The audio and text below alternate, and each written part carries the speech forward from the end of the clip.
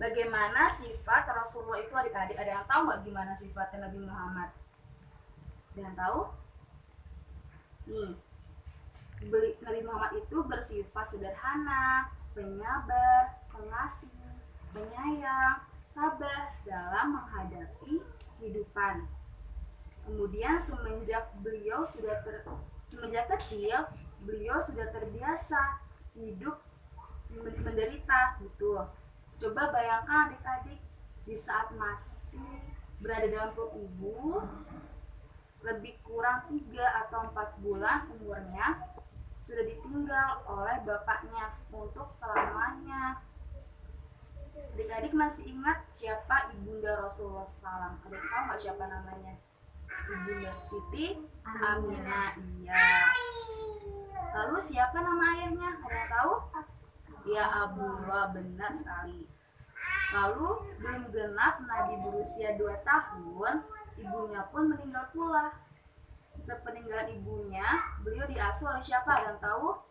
Oleh kakeknya. Iya, benar. Seorang yang terpandang dan dihormati di kalangan Quraisy Arab. Coba siapa nama adik-adiknya? Siapa nama kakeknya? Ada yang tahu? Abdul Muthalib. Iya, Abdul Muthalib. Namun tidak lama kemudian, ketika Muhammad berusia 6 tahun, kakeknya itu pun meninggal dunia. Akhirnya dia diasuh oleh pamannya yang bernama siapa? Abu Thalib. Iya, benar. Nih, Abu Thalib adalah orang yang miskin, tapi karena sifat beliau yang baik, jujur, tidak pernah dusta, patuh, dan rajin bekerja, maka semakin bertambah sayang Abu Thalib kepada Muhammad gitu. Sekarang ini ya, cerita tentang gambaran pribadi Nabi Muhammad. Adik-adik, Nabi Muhammad adalah seorang yang sangat pengasih dan penyayang. Beliau juga orang yang jujur, sederhana, dan ulet tak kenal putus asa. Inilah yang menyebabkan orang-orang Quraisy menyukai Nabi Muhammad. Sampai-sampai karena kejujurannya, orang menyebut beliau dengan apa? Ada yang tahu? Al-Amin. Ya, jadi karena orang Quraisy menganggap Nabi Muhammad adalah orang yang jujur, maka Nabi Muhammad mendapat gelar Al-Amin. Artinya orang yang dapat dipercaya. Iya. Adik-adik senang atau tidak kalau bisa dipercaya sama ibu guru? Pasti senang kan? Gitu. Lah berarti kita harus jujur ya, supaya kita dapat dipercaya oleh orang tua kita atau oleh ibu guru. Nah, demikianlah adik-adik, Nabi mendapat kepercayaan dari orang Quraisy dan sekitarnya, sehingga hal ini berpengaruh pada usahanya dalam bidang perdagangan. Setiap kali Nabi berdagang selalu jujur. Dia baik dikatakan yang baik, dia buruk dikatakan yang buruk. Jadi misalnya kalau kalian berjualan atau berdagang, dia bilang sejujurnya. Kalau misalnya barang itu bagus, dia katakan yang bagus. Kalau misalnya barang itu kurang bagus, dia bilang sejujurnya gitu ya. Karena pada kejujurannya orang jadi percaya kepada Nabi Muhammad gitu, sehingga dagangannya pun jadi laris. Namun semuanya berubah adik-adik setelah beliau diangkat oleh Allah Subhanahu wa Ta'ala menjadi nabi. Maka orang Quraisy banyak yang membenci beliau. Apakah Nabi sering berdusta? Aku tidak dapat dipercaya. Enggak kayak gitu. Bukan adik-adik. Rasulullah dibenci karena mengajarkan Islam kepada umat manusia. Gitu. Lalu juga melarang menyembah berhala. Jadi kan pada zaman dahulu sebelum Islam datang, orang Quraisy itu menyembah berhala kan. Berhala itu apa? Seperti patung ya, patung yang mukanya yang diukirnya itu sesuai kayak muka orang-orang yang baik pada zaman jahiliyah. Patung yang terbesar pada zaman Quraisy atau pada zaman Nabi Ibrahim itu ada patung, ada berhala Lata, Uzza, dan Manat ya. Jadi ada 3 berhala, Lata, Uzza, dan Manat. Itu. Nah kemudian Nabi juga melarang berbuat maksiat dan sebagainya. Nih. Padahal Lata, Uzza, dan Manat itu kan tadi berhala ya, adalah Tuhan sesembahan kaum Quraisy saat itu. Mereka marah karena Tuhan mereka yang berhala itu, yang patung itu dihina dan direndahkan. Tetapi walau bagaimanapun bencinya orang Quraisy kepada Nabi, tetapi Nabi tetap lemah lembut, pengasih, dan penyayang terhadap semua orang. Bahkan seringkali memberi maaf dan memohonkan ampunan dari Allah untuk mereka. Jadi walaupun orang Quraisy itu kayak jahat sama Nabi, suka kayak meludahi gitu kan, tapi Nabi Muhammad itu selalu memberi maaf dan selalu minta ampunan kepada Allah supaya mereka diampuni itu. Nih, kalian kan mungkin lebih suka makanan yang goreng-gorengan ya, kayak tempe goreng, tahu goreng, ayam goreng gitu ya. Iya kan, goreng gitu ya, itu mungkin yang tepung-tepung kan, mungkin tuh rasanya gurih banget, enak banget kan ya. Tapi ternyata itu tidak sehat buat tubuh kita gitu, karena dampaknya itu bukan sekarang kita rasakan, tapi nanti ketika kita udah berusia tua, udah lanjut usia, itu akan merasakan dampaknya gitu. Karena kan misalnya kayak minyak goreng yang dipanaskan, yang udah lama kan dipanaskan tuh lah, nanti ternyata minyak goreng itu mengandung apa yang namanya itu ya, teroksidasi lah. Oksidasi itu maka memicu radikal bebas kayak gitu. Nah, radikal bebas itu tidak sehat untuk tubuh kita gitu.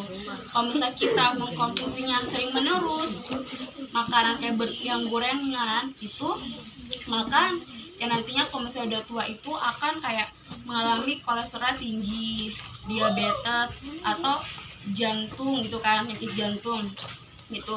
Misalkan kayak apa ya, kalau misalnya kita udah lama itu, misalnya kan pembuluh darah tuh kan, jantung itu kan buat mengalirkan darah ya kan ya kan. Nah, ketika kita tuh sering kayak mengonsumsi minyak, nah ternyata pembuluh darah itu sampai samping itu akan timbul plak-plak.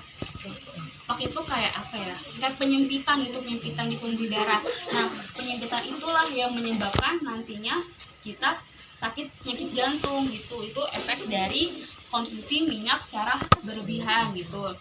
Nih kalau misalnya kalau yang suka makan kayak mengkonsumsi makanan yang gorengan gitu, sebaiknya setelah makanan gorengan itu mengkonsumsi banyak air putih, jangan makannya es, itu kurang sehat juga ya. Itu sama kayak sebaiknya tuh kayak makan sayuran kayak sayuran mentah, atau kayak papeda juga nggak boleh ya.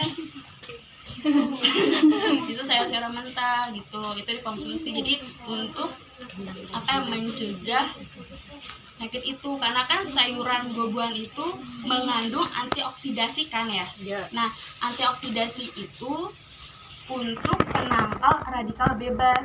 Jadi fosfor itu adalah air putih atau air mineral yang dicampur dengan buah-buahan, sayur-sayuran, herbal, atau aroma apapun gitu ya. Yang nanti itu menurunkan berat badan. Bahwa ketika minum fosfor itu dapat meningkatkan laju metabolisme tubuh kita, yang nantinya itu bermanfaat untuk membakar kalori yang ada di dalam tubuh kita. Itu. Kemudian manfaat kedua yaitu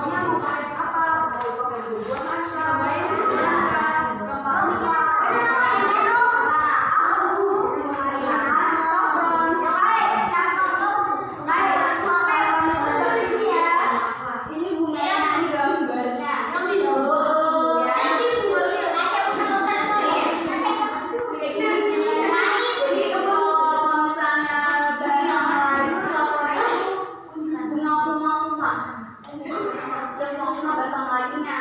Oh, oke. Lalu satu ini saffron.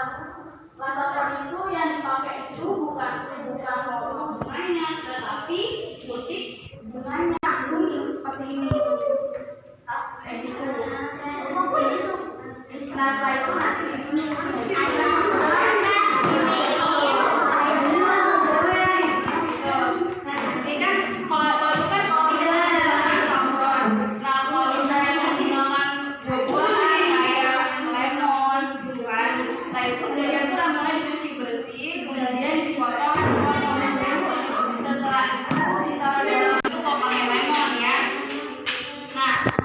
kalau misalnya pakai selain lemon atau pakai sayur-sayuran itu perendaman itu selama 12 jam. Jadi itu semalam kan udah lama banget kalau misalnya pakai sayuran.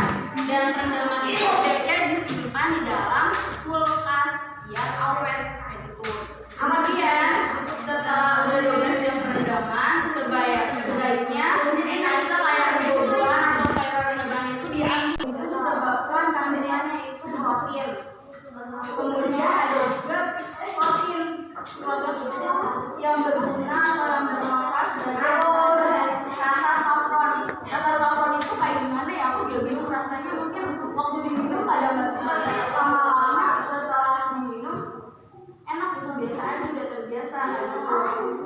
Kemudian ada juga saffronal. Ya masih dari aromanya kan kalian bisa baca ya tentang saffron. Kenapa sih saffron penting untuk dicoba gitu kan? Karena manfaatnya itu udah diuji sama kesehatan bahwa dia itu bermanfaat sebagai anti kanker, anti depresi, anti hipertensi sama anti insomnia gitu. Jadi aku kan gini, aku biasanya minum saffron itu